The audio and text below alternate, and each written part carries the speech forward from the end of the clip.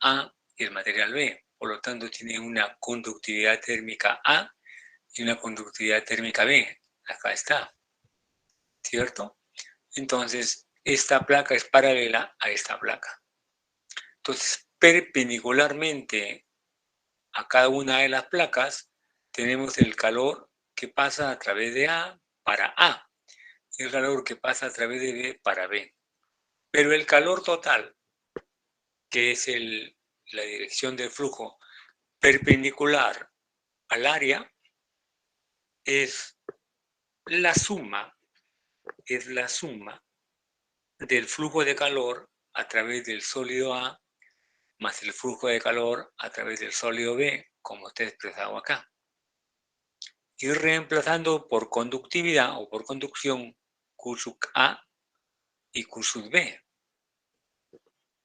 Pero acá se da una condición, que el T1, ¿no?, y el T2 son temperaturas frontal y posterior del sólido A. Igual manera, por la misma analogía, sería la temperatura 3 y la temperatura 4, que sería frontera y posterior del sólido B. Entonces, si es que suponiéramos que T1 es igual que T3, porque ambas son condiciones de frontera, tanto para el material A como para el material B, entonces las podemos igualar, ¿cierto? De igual manera sería para la temperatura 2 y la temperatura 4, que son las temperaturas posteriores que asumimos o suponemos que son iguales. En ese sentido, yo tendría, si T1 es igual que T3 y T2 es igual que T4, yo diría T1 menos T2, y el B sería T1 menos T2 también, ¿no? Tal cual lo explica acá y tal cual hemos dicho en la igualdad. En consecuencia, si esto es la fuerza motriz, esto es la resistencia. Y la resistencia hemos dicho que es el inverso de esta fracción, como lo expreso acá. De igual manera acá, pero esto es resistencia, que sería R de A más R de B. Y saco factor común T1 menos T2 y ahí tendría la fuerza motriz y acá sería la resistencia al paso del calor. Ahora vayamos a lo que es transmisión de calor por convección. Bien, cuando hablamos de transmisión de calor por convección, acá el considerando se ve de manera distinta, ¿no? Decimos, cuando un fluido que está a una temperatura T sub F se va a poner en contacto con un sólido cuya superficie de contacto tiene una temperatura distinta al TF y se denomina como TS, ¿cierto? A esa condición, el proceso de intercambio térmico entre la condición que acabo de explicar se denomina convección. ¿Sí? Y aquí lo pueden ver. Si se dan cuenta, miren, esta es la parte que adquiere mayor temperatura y esta es la que tiene menor temperatura. Si ustedes observan, el mayor temperatura es el más ligero, sube, y el de mayor temperatura, que es el más pesado, baja. Y así va sucesivamente hasta que se genera la condición. Ahora, en convección hay dos tipos de mecanismo. El de convección libre o convección natural, pues esta solamente ocurre cuando no hay una energía motriz que sea externa al sistema.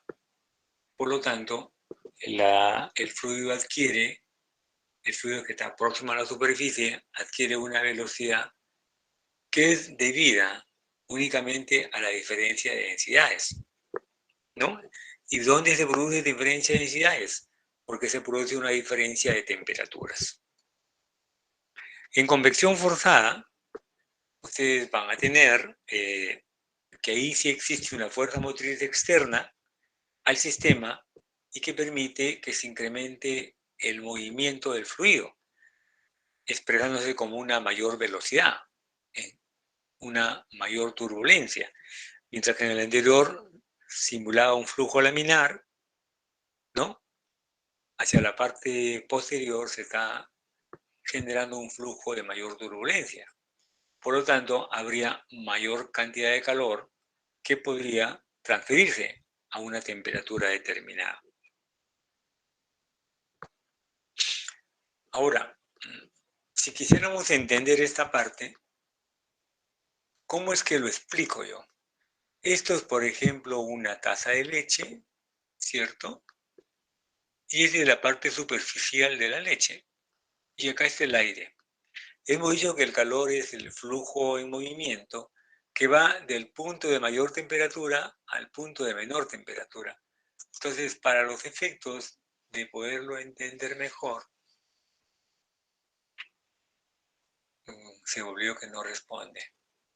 Se pueden dar cuenta que iría de abajo hacia arriba. Entonces yo tendría acá el T0, ¿no? Si yo le llamo a esto, por ejemplo, le pongo el subíndice y a este también le pongo su índice para que se pueda hablar en un solo sentido. Y acá lo tendría el T2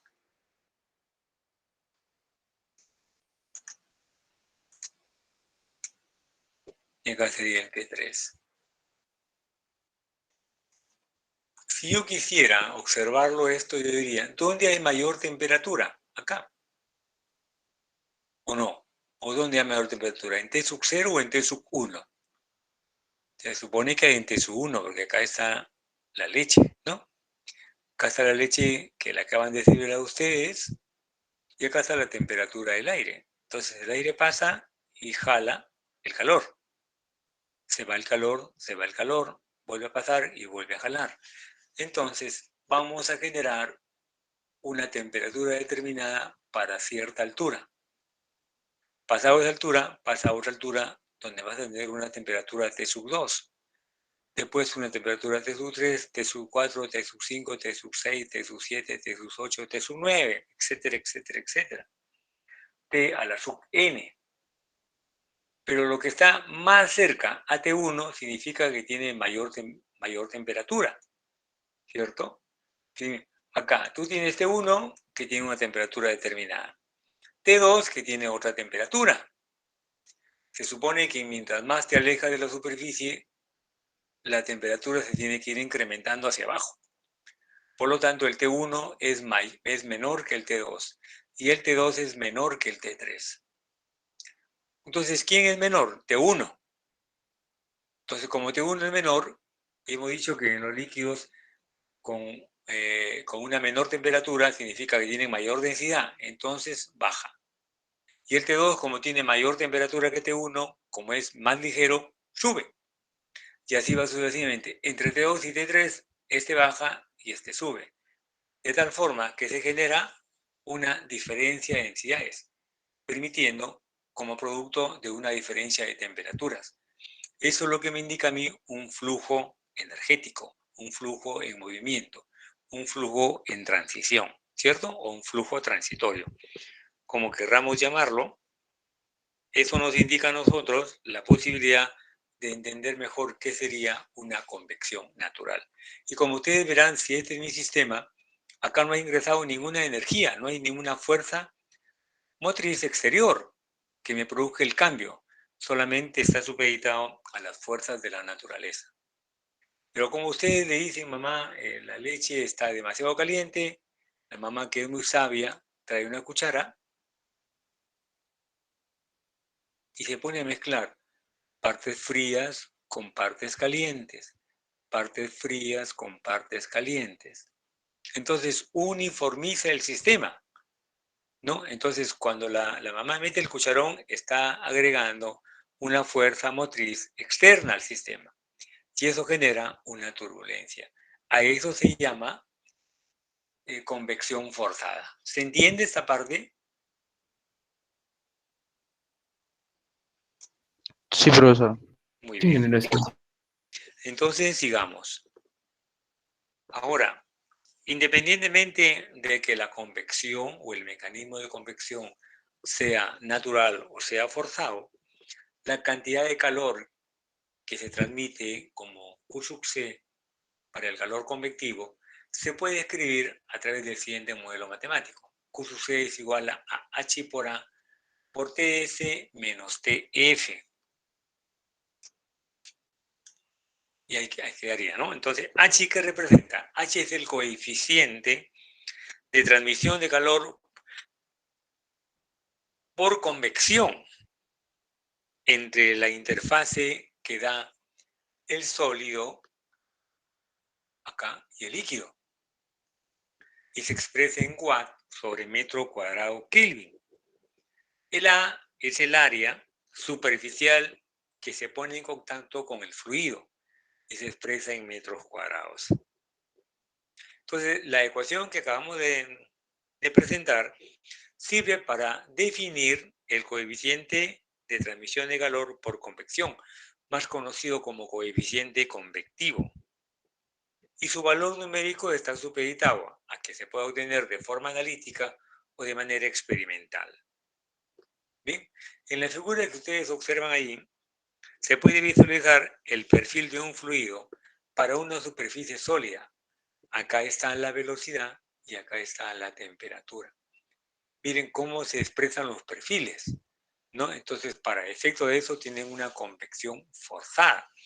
¿Por qué va a ser forzado? Porque hay una variación de velocidades.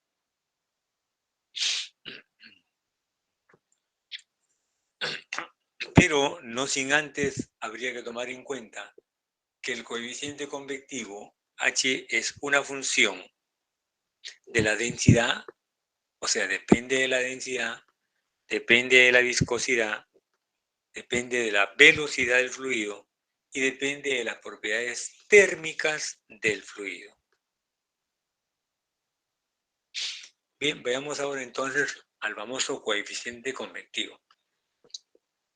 Cuando el fluido que estamos estudiando es el que rodea a la superficie del sólido, va a tener un movimiento convectivo que puede ser natural o que puede ser forzado.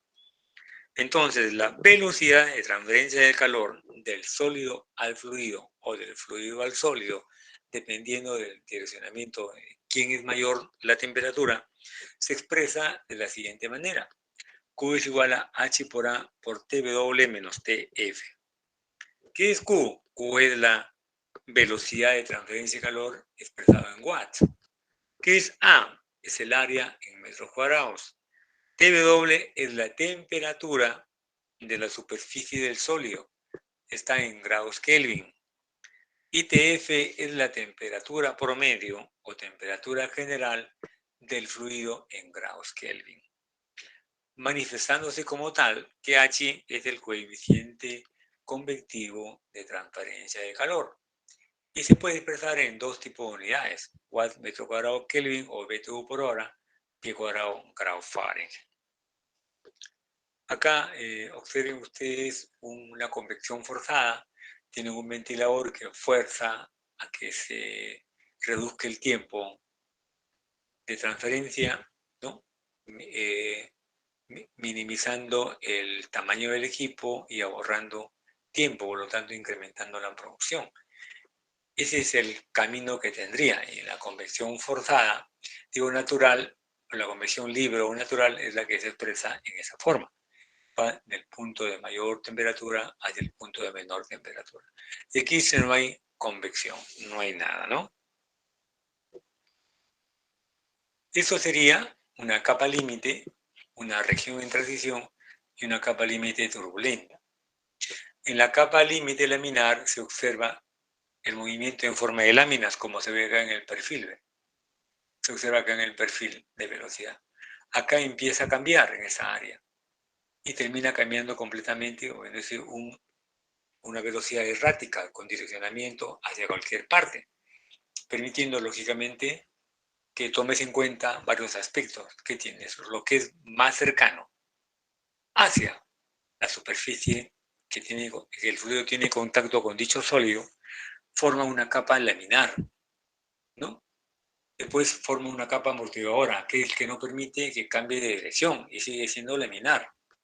Y entra a la capa laminar, donde el movimiento es más constante y más sostenible, rompiéndolo hasta el punto en el cual se incrementa la velocidad y donde las fuerzas de inercia son mayores que las fuerzas viscosas.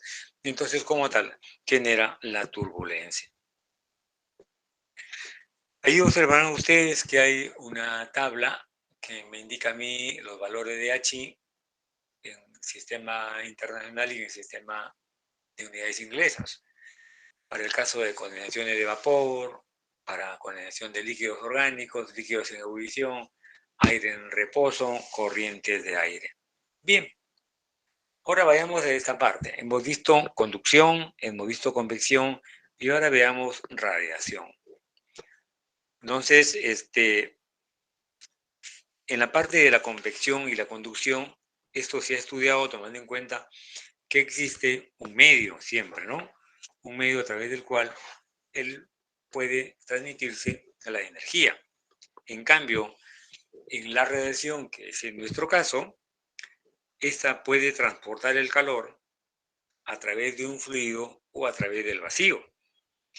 Pero eso se da en forma de ondas electromagnéticas, o mejor dicho, en forma de fotones, que son resultado de los cambios que se generan o que se desarrollan en las configuraciones electrónicas de los átomos o de las moléculas. Estos, lógicamente, tienen que ver con la propagación a la velocidad de la luz. Por ejemplo, tenemos, en radiación hablamos de una fuente emisora y una fuente receptora. Una fuente emisora, por ejemplo, es el Sol. Una fuente receptora, por ejemplo, es ustedes, cada uno de ustedes, ¿no? Quien emite y quien recibe. Entonces, la cantidad de energía que abandona una superficie en forma de calor radiante va a depender de la temperatura absoluta a la que se encuentra, pero también va a depender de la naturaleza de la superficie. Si lo quisiera ver así, mírenlo, a ver, voy a intentar hacer algo acá.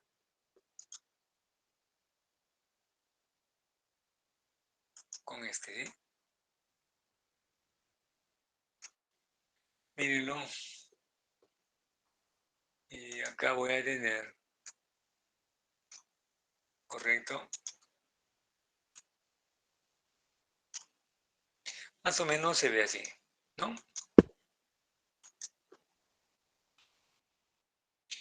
Le pongo, lo establezco y le pongo el color que yo quiera, más o menos, es un color así, ¿no? Entonces, ahora me viene la línea que también tendría el mismo color.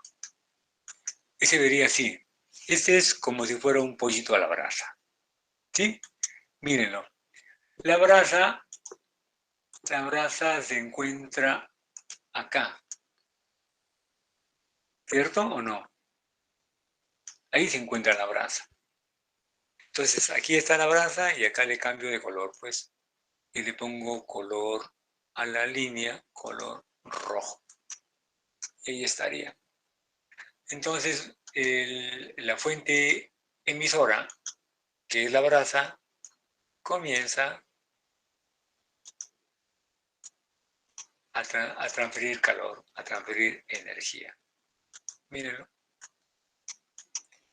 Entonces, esta es la fuente emisora y esta es la fuente receptora. El pollo nunca toma contacto con la brasa, ¿no? Entonces, esta es la fuente emisora y esta es la fuente receptora. Entonces, el pollo va dando vueltas y por transferir el calor por radiación, el pollo se va coccionando. Pero acá tienen ustedes una temperatura de la superficie del horno. Si la temperatura de la superficie del horno es mayor que la temperatura del pollo, entonces esa sería la nueva fuente emisora y esa sería la fuente receptora. Y tendríamos otra condición que se vería así, ¿no? ¿Cierto? Acá. Algo así. Entonces, por todo lado, el pollo se comienza a coccionar. Y este es un ejemplo típico de radiación. ¿Se entiende, por favor? Sí, profesor. Sí, profesor. Muy bien. Entonces, ahora sí pasemos a la siguiente parte. El radiador perfecto, más conocido como cuerpo negro, es el que emite una cantidad de energía radiante de su superficie. Ahí tienen el E sub B, es el poder emisivo del cuerpo negro. El sigma es la constante dimensional de Stefan Boltzmann, que ahí está, para el sistema internacional es tanto y para el sistema inglés es tanto, ¿no?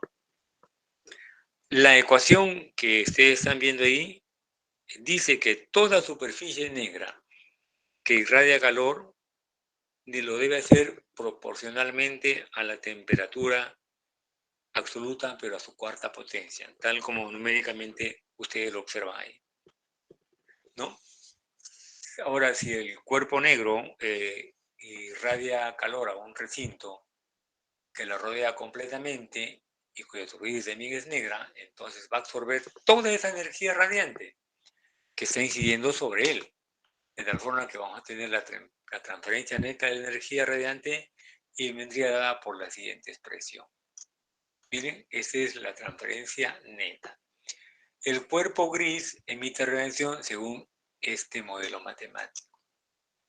Y el calor radiante neto transferido por un cuerpo gris a la temperatura de 1 a un cuerpo negro que lo rodea a una temperatura T sub 2 estaría supeditada a ese modelo matemático, asumiendo que el epsilon, que es la emisividad, es la propiedad de la superficie que es numéricamente igual al cociente de la emisión de radiación del cuerpo con respecto a la de un cuerpo negro. Eso adquiere valores entre 0 y 1. Y eso también nos permite evaluar la efectividad cuando se produce la emisión de la radiación hacia un cuerpo real que viene de un cuerpo negro, ¿no? Bien. Ahora sí, conocido esto, vamos a hablar sobre la combinación de la convección y la radiación. Y en consecuencia eso nos dará los coeficientes generales. El coeficiente convectivo externo es HO, que sería el de acá, este, y acá sería este. Y el coeficiente convectivo interno o interior, que sería HI, que sería este de acá y acá en este punto. Digo yo, acá es, como es fluido, es convección. Como es sólido, es conducción. Y como es fluido, es convección. Entonces tenemos una convección, conducción, convección. Igualmente sería convección, conducción y convección, ¿no? Entonces yo tendría algo así. HI por A, para el caso convectivo, por T1 menos T2, ¿no? Y aquí está HI por A por T1 menos T2. Caso A por A sobre delta de XA por T2 menos T3. Y HO por A por T3 menos T4, que es lo que tenemos acá. Miren. Pero si yo expresara esto como inverso, esto como inverso y esto como inverso, cambian a ser expresiones de componente de términos de un modelo matemático, pasan a comportarse como resistencias, ¿no? Y estaríamos entonces bajo esa condición. Miren, acá el calor sería T1 menos T4 con su inverso sobre 1 sobre HI por A más delta de X sobre KA por A más 1 sobre HO por A. Entonces, cada uno de ellos es una resistencia con T1 menos T4. Esto es la fuerza motriz, el de arriba, el numerador, y esta acá es la resistencia.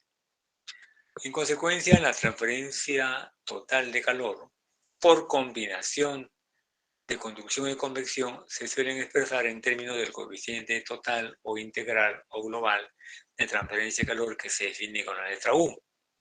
Y lo podemos expresar así. Q va a ser igual a U por A por delta de T total. Entonces, si yo lo tuviera que reemplazar acá, pues como ya saqué el factor común A, entonces el A sale. Me quedaría una expresión como esta, que es a lo que sería igual el calor. Usando el procedimiento anterior para la velocidad en el caso del cilindro, acá tendríamos, en el caso de cilindro sería, acá sería HI por A sub I, ¿no? Y acá sería HO por A sub O, porque vas a tener una área interna para el diámetro interior y una área externa por el diámetro exterior. ¿Cierto? Entonces, ahí lo tendríamos expresado acá. La resistencia más la resistencia que habría en la zona conductiva. Y esta sería la resistencia en la zona convectiva externa. Entonces, cada uno de ellos es una resistencia 1, convectiva, una resistencia 2 conductiva y una resistencia 3 convectiva, ¿no? En consecuencia, esto nos da el coeficiente global, que se representa con la letra U, para el caso del cilindro, basado en el área interior, o puede ser basado en el área exterior. Si está basado en el área interior, sería U sub I. Si está basado en el área interior, sería U sub O, ¿no? Cada uno de ellos basados en sus áreas correspondientes, A sub I y A sub O. ¿Bien? Entonces, como tal, tendrían acá ustedes el U sub I y acá sería el U sub O. Allí para esto tienen ustedes una muestra, te dice que una cantidad de vapor de agua que está a 267 grados Fahrenheit fluye por el interior de una tubería que tiene 0.824 de diámetro interior de pulgada y de 1.05 pulgadas de diámetro exterior. La tubería lo aíslas con pulgada y media de un aislamiento en la parte externa, por lo que su coeficiente convectivo para la parte interna de la tubería, en contacto con el vapor, se estima en 1000 metros por hora pie grado Fahrenheit, mientras que la estimación del coeficiente convectivo en el lado exterior de la envoltura, que está expuesta al aire, es 2. En consecuencia, la conductividad media, que es para el metal, si fuera en el sistema internacional, 45. Si fuera en el sistema inglés, sería 26. Y eso sería la conductividad para el material, ¿no? El material que tienen acá como aislante. Sería en watts o metros o en BTU por hora por pie por grado Fahrenheit para el aislante. Entonces me piden calcular la pérdida de calor para un pie de tubería, empleando las resistencias, cuando el aire tiene un valor de 80 grados Fahrenheit. Entonces, como me piden calcular el calor, acá lo tendría, ¿no? El calor, necesito hallar el área I. Para eso necesito conocer acá. Hoy, de este punto a este punto sería RI. De este punto a este punto, este es como radio interior y este radio exterior. De este punto a este punto R1, que es A. Y de este punto a este punto, que sería RO para B. ¿Correcto? Entonces yo diría, el área interna sería 2pi LRI. 2pi L, que es un pie, según el texto del problema. El RI sería 0.412 sobre 12, que son pulgadas, para que todo lo den pie. De igual manera, para el R1, que va a ser el diámetro externo, el diámetro externo, que es 1,05 pulgadas, en mitad, me decía que es 0.525. Pero a la vez me dice que es 1,5 pulgadas de aislamiento. Entonces, al 0,525, le sumo 1,5 y me va a dar 2,025. Y con eso tendría la parte que corresponda a lo que es el área I, el área 1 y el área 0. Con esos valores puedo hallar el área media logarítmica. Acá sería, para A sería área 1 menos área 2 menos área I sobre el logaritmo natural de área 1 entre área I. Para B sería área 0 menos área 1 sobre el logaritmo natural de área 0 entre área 1. Entonces, ahí lo tendríamos. Mírenlo. 1 menos I, 0 menos 1, y ahí nos tendríamos los valores para el área media logarítmica, tanto para A como para B. Pero asumimos también cuáles son las resistencias. Hemos dicho que son los inversos. ¿Conocemos este valor? Claro, porque es un dato, no hay problema, que vale 1000. Y el A sub I, que acá lo tenemos. Ven, aquí está. ¿Correcto? De igual manera lo hacemos para el RA. Sería R1 menos, que es este de acá es el convectivo. Este de acá es el conductivo. ¿correcto? El RB también va a ser conductivo. Y esto sería el aislante, ¿no? Se pueden dar cuenta ustedes cómo estaría supeditado. Entonces ahí van a tener RI, RA, RB y RO. Entonces, tomando en cuenta estos valores, solamente reemplazamos y obtendríamos cuánto es el valor de 29,8 BTU por hora. Ahora, la relación entre U sub I y Q se iguala mediante la ecuación. Acá lo pueden ver. Acá pude ver si A sub 0 por A sub 0 por TI menos TO igual a TI menos TO sobre la suma de las resistencias. Pero en este caso se ha dado con U sub I. Despejamos U sub I y reemplazamos porque sabemos cuánto vale el A sub I y cuánto vale la suma de las resistencias y con eso sacamos el U sub I. Entonces, para poder calcular el Q sería U sub I por A sub I por TI menos T0. Y con eso tendríamos el valor del calor, que sería 29,8 BTU por hora, o lo que es el equivalente a 8,73 watts. ¿Preguntas? ¿Ninguna?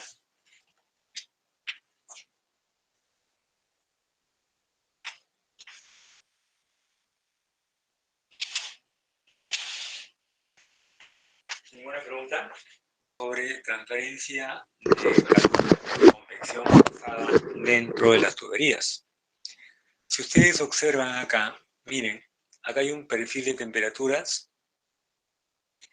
Eso sería mecanismo convectivo, que es el fluido. Eso sería mecanismo conductivo, que es el metal. Y este es el mecanismo convectivo, que es el fluido. Como va entre el fluido caliente y el fluido frío, el perfil de temperatura sería en ese sentido, de derecha a izquierda. Si va de T1 a T2, yo tendría que como acá en esta zona, en la zona media, donde adquiere la mayor velocidad el perfil del mismo, se completa una zona de turbulencia total. En consecuencia, el perfil o el gradiente de temperatura se hace pequeño. Mientras más me alejo de la zona central, más me acerco a la zona laminar.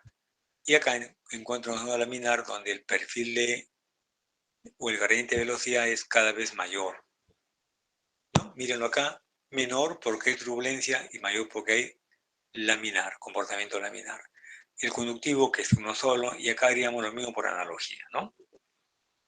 Entonces, vamos a tener acá que el coeficiente convectivo de transferencia de calor está dado a través de esa ecuación, pero no sin antes nosotros tener que decir que el H es el coeficiente convectivo, el A es el área y el T es la temperatura general o promedio del fluido y TW es la temperatura de la pared en contacto con el fluido. Y Q es la velocidad de transferencia de calor expresado en watts. Así como se puede dar en watts, también se puede dar en BTU por hora, dependiendo.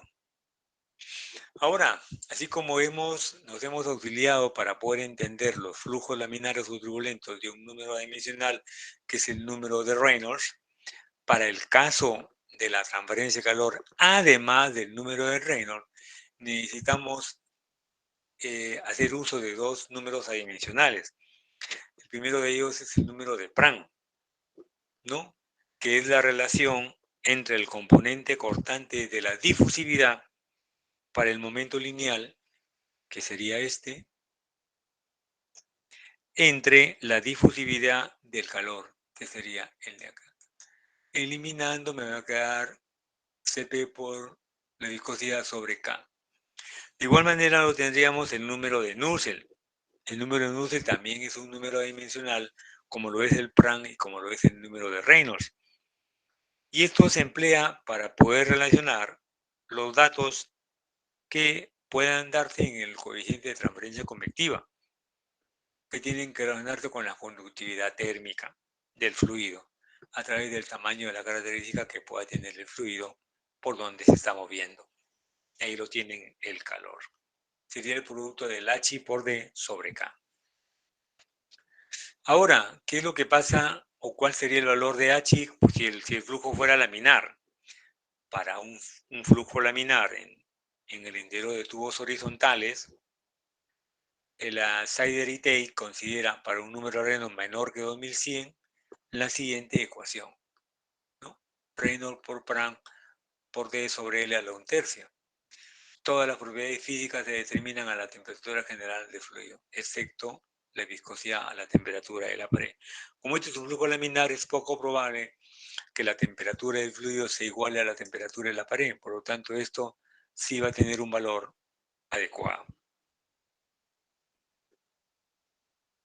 En el caso de flujo turbulento, ahí sí se determina cuál sería la ecuación válida cuando se incrementa la velocidad para el fluido que circula por tubos o cañerías. La ecuación solamente es posible aplicarla cuando el Reynolds es mayor que 6000 y el Prandtl está entre 0.7 y 16000. Y el cociente de la longitud de la tubería y sobre el tamaño es mayor que 60. Entonces tenemos esta ecuación. Mírenla.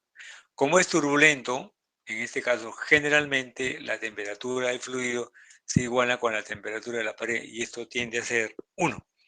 Pero eso solamente es posible si es que ustedes pueden darse cuenta que el flujo es completamente turbulento. Para eso vamos a ver un ejemplo acá. Dice, una corriente de aire que se encuentra a 206.8 kilopascales se mantiene a una temperatura promedio de 477.6 Kelvin. Y esta se calienta a medida que está pasando por el tubo de diámetro interior 25,4 milímetros, desarrollando una velocidad de 7.62 metros por segundo. El medio calefactor o el agente de calefacción es el vapor a 488.7 Kelvin y que se condensa en el exterior del tubo. Puesto que el coeficiente de transferencia de calor para el vapor condensado tiene un orden de los miles de watts sobre metro cuadrado, Kelvin, y la resistencia a la pared metálica es muy pequeña porque tendría que ser un buen conductor de calor, se supone entonces que la temperatura superficial de la pared metálica en contacto con el aire es 488.7. Entonces nos piden calcular el coeficiente de transferencia de calor cuando la relación de L sobre E es mayor que 60. Mírenlo acá. Entonces, con eso hallamos la propiedad física del aire que queremos calentar, ¿no? A una temperatura determinada, que esté en Kelvin o esté en grados Celsius, encontramos la viscosidad del aire. A la vez encontramos la conductividad y el número de Prandtl. Ahora, a 488, que sería la temperatura del vapor en el cual condensa, que sería la temperatura de la pared, tenemos valores completamente diferentes. 2.60 por 10 a la menos 5 y 2.64 por 10 a la menos 5. Reemplazando, ¿no? Nos va a dar valores como estos. Entonces aquí tenemos, reemplazando la densidad, y nos va a dar 1,0509 kilogramos por metro cúbico. Ahora, calculado esto, puedo hallar el número de Reynolds porque tengo la velocidad, el diámetro, la densidad y la viscosidad. Y con eso tengo que es 1.12 por 10 a la 4, significa que es turbulento. Por lo tanto, yo puedo hallar la ecuación sustituyendo la siguiente cocción. Eso sería para flujo turbulento, el HL, ¿no? El HL 0,027 por Reynolds a la 0,8, por Prandtl a la 1/3 y por 0.026, 0.0264, ¿no? Que sería elevado a la 0,14. Y eso nos da un valor de HL que tendría 63.1 sobre metro cuadrado. Ahora, para el flujo específico sería el calor sobre el ano. Ya tienes cuánto vale HL, cuánto vale TBO y cuánto vale T. Y con eso sacas cuánto sería el calor. Bien. ¿Preguntas hasta acá? ¿Ninguna? Profesor, ¿podría aclarar nuevamente los subíndices B y W de la última parte? A ver. Allí, por ejemplo, aparece B y W ¿Este? para las viscosidades. Esto sería la viscosidad a la temperatura del fluido. Y esto sería la viscosidad a la temperatura de la pared. En los flujos turbulentos, generalmente la temperatura del fluido resulta ser igual que la temperatura de la pared, pero no siempre. Si en caso lo especifica, ¿no? Habría que asumir lo que el problema te dice. Si en caso no, podrías asumir lo otro, pero siempre y cuando esté en una zona de completa turbulencia o de turbulencia total. ¿Se entiende ahora? Sí, profesor, gracias. Muy bien. ¿Preguntas hasta acá?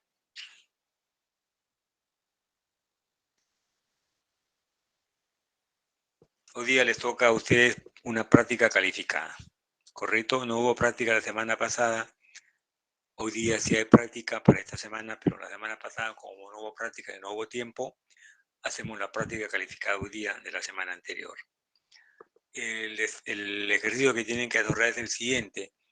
Son 3,52, 4,55, tienen que haber subido la tarea al aula, ¿sí?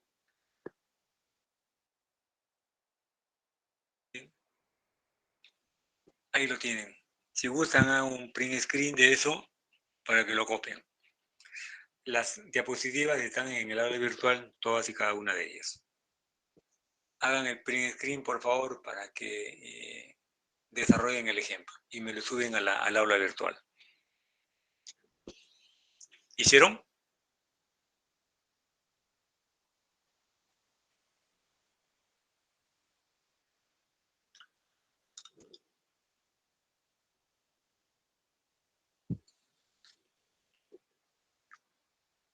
Sí, ingeniero. Muy bien, entonces dejo de compartir, ¿sí?